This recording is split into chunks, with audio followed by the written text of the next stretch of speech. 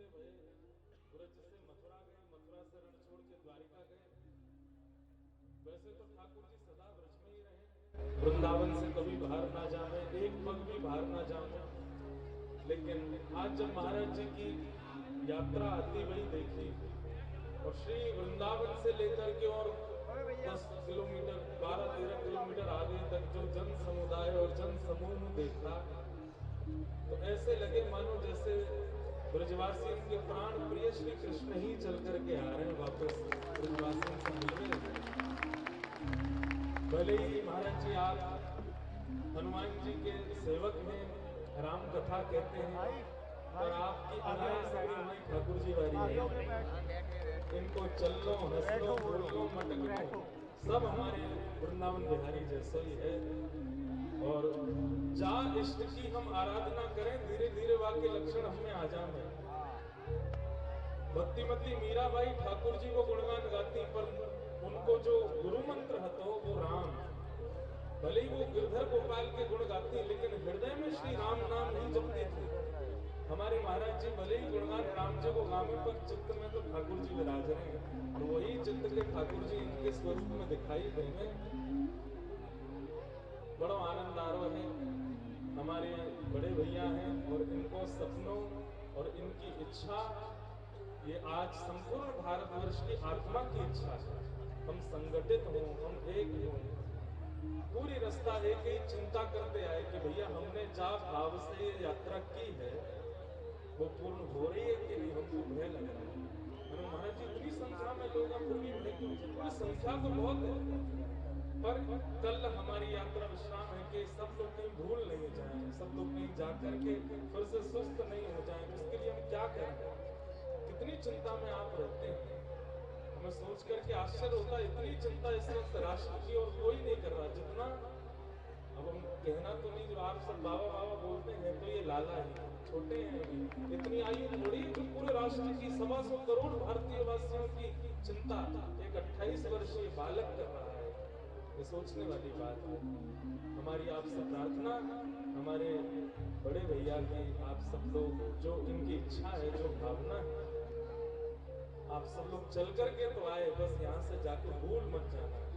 पैरों में चलने में जो छाले पड़े हैं, वो छाले भले ही चले जाएं, पर उसका दर्द अंतिम श्वास तक रहना चाहिए, और आपको बार बार याद दिलाता रहे कि यात्रा क्यों हुई, किस लिए हम लोग चल करके वृंदावन आए हैं। इसलिए आप सब लोग इस यात्रा को साकार, कल के बाद साकार होगी, कल साकार नहीं होगी।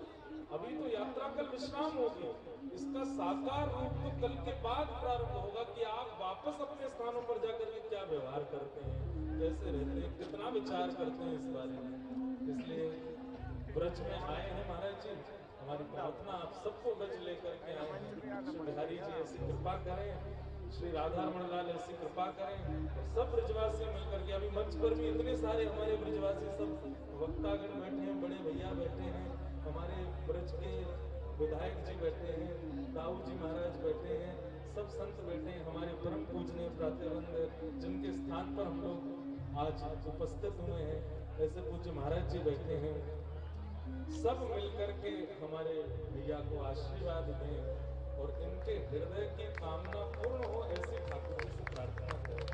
क्योंकि ये वेदना, ये चिंता, ये विचार हम सबके लिए है, इनके लिए नहीं। ये हम सबके लिए विचार कर रहे हैं। बस ठाकुर जी से प्रार्थना, ये चिंता, ये विचार पूर्ण हो। और जिस भारत को हम लोग, भैया देखो, हमने स्वामी विवेकानंद जी की चर्चा ही सुनी है, हमने रामकृष्ण परमहंस जी की चर्चा ही सुनी है, हमने शहीद भगत सिंह जी की चर्चा ही सुनी है, हमने श्री कृपात्री जी महाराज की चर्चा ही सुनी। हमारे उम्र के लोगों ने दर्शन तो किए नहीं, पर उन सबका थोड़ा थोड़ा अंश एक साथ प्रकट हुआ हमारे भैया के रूप में। सबके भाव एक ही रूप में दर्शन हो रहे हैं। बस इनकी भावना पूरी हो, इनकी चिंता पूरी हो, और जब इनकी चिंता पूरी होगी तभी इनको ब्याह होएगा।